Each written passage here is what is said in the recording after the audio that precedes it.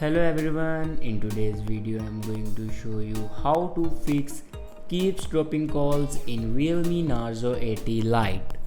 So before watching this video, don't forget to subscribe the channel and also press the bell icon.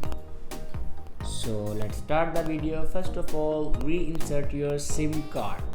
After reinsert your SIM card, then open your settings. In settings, scroll down and click on system and update, and then click on software update. Now here you can check your latest version will be updated or not. If it doesn't update to latest version, then update it to latest version. After updating a latest version, then go back and click on backup and reset, and again click on reset phone. Now on top you can see the option reset network and Bluetooth settings. Now click on it, and here enter your password to reset your network settings. After reset your network settings, your problem will be fixed.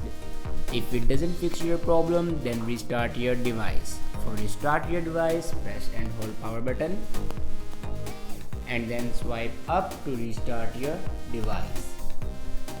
After doing these steps, your problem will be fixed. I hope this video is helpful for you. Thanks for watching.